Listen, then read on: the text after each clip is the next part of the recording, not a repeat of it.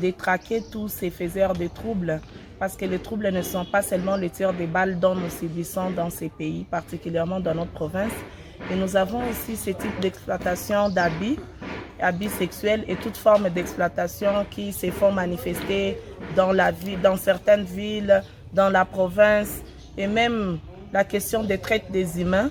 Il y a beaucoup de gens qui se sont vraiment engagés à se positionner à une position, je dirais, de force, et qu'ils trouvent que les autres personnes sont à la merci de tout ce qu'ils veulent et tout, et c'est important par rapport à tel que l'a dit même le représentant ou le porte-parole de la MONUSCO, que c'est important de comprendre qu'avec la tolérance zéro, il est très difficile, voire même inacceptable, un seul cas d'exploitation d'abus. Donc, moi, je félicite déjà le processus en cours et j'encourage que toute la procédure se passe en toute célérité. Et ici, chez nous, la faiblesse, c'est que des fois, lorsqu'il y a ces mécanismes qui sont mis en place, des traquages ou des poursuites judiciaires, surtout lorsqu'il s'agit des étrangers, la faiblesse, c'est qu'à un certain moment, ils sont ramenés dans leur pays d'origine pour répondre de ces faits là-bas. Et il manque cette connexion avec le pays qui a été victime pour remarquer tout ce qui se passe, si vraiment justice a été rendue aux personnes qui ont été sensiblement affectées par ces mauvais comportements. Donc moi, je ne vais pas vraiment placer ces faits comme étant un fait d'une personne morale qui est la MONUSCO, mais de ces personnes physiques. Mais j'encourage à ce que toute la procédure jusqu'au jugement puisse se passer dans notre pays, particulièrement à Béni où le fait a été commis. Et j'aimerais quand même interpeller aussi tout Congolais en fait d'entreprendre ces mécanismes. L'exploitation et abus sexuels se font remarquer partout dans plusieurs institutions, même au niveau du pays.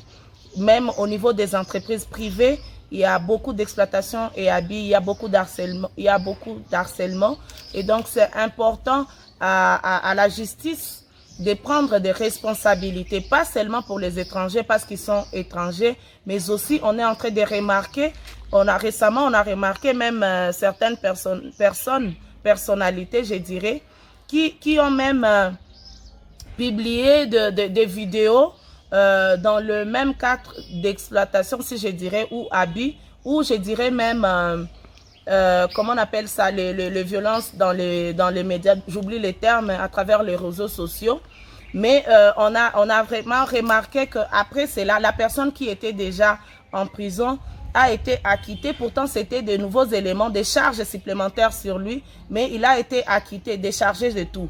Donc, j'encourage que cette tolérance zéro ne soit pas seulement un fait qui va toucher les étrangers parce qu'ils ne sont pas chez eux, mais que ça touche tout celui qui se permet de publier de parties intimes de certaines personnes, d'exploiter ou abuser des personnes sexuellement ou par d'autres moyens, quel que soit votre positionnement, quel que soit votre niveau. C'est très important au gouvernement, disons au mécanisme, au pouvoir judiciaire de faire valablement son travail et que chaque personne réponde de ses actes. Ce qui est vrai qu'il y a aussi ces faits-là, comme vous venez de le dire.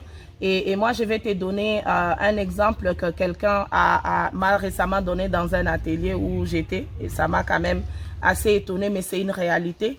Ça veut dire que même vous allez remarquer que dans quelques camps de déplacés, la personne était en train d'utiliser les termes prostitution à crédit ou à crédit. Ça veut dire quoi? Déjà, la personne est en situation de vulnérabilité, donc et elle a besoin de moyens de subvention. Et c'est les hommes qui exploitent ces filles, voire même qui les exploitent, mais à crédit. Donc, ils ne payent même pas les cash à crédit. Et ça, tout ça, ce sont des faiblesses en fait. Moi, j'aimerais lancer un message par rapport à ma communauté congolaise et surtout aux jeunes filles que nous avons. C'est très important à ces jeunes filles de comprendre que ce n'est pas le corps que Dieu nous a donné. Il nous a donné aussi des potentialités, mais comme je dirais, tout est permis, mais tout n'est pas utile. C'est aussi un moyen de chercher autre source ou mécanisme de revenus. C'est vrai, la vie est très difficile, mais c'est pas pour autant qu'on devrait exposer notre corps parce que toutes les conséquences qui peuvent y revenir, vraiment, après, on pourra assumer et la personne avec qui on a eu à jouer pour quelques minutes, il ne sera plus là à nos côtés. Donc, à toutes les filles, de toujours chercher des mécanismes, de s'asseoir, de créer de l'emploi autre qu'utiliser son corps. On peut garder son corps dignement et voir comment est-ce qu'on peut exploiter d'autres potentialités que Dieu nous a données pour survivre face à la situation de vulnérabilité que nous sommes en train de traverser tous d'une façon ou d'une autre.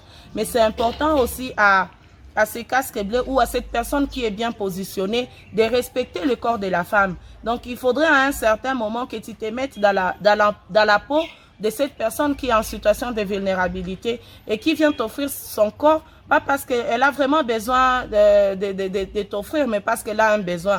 Donc, si vraiment tu veux, parce qu'il y a peut-être certaines personnes qui peuvent répondre avec orgueil qu'il a aussi aidé la jeune fille en question, c'est important de comprendre qu'il y a d'autres mécanismes d'aide.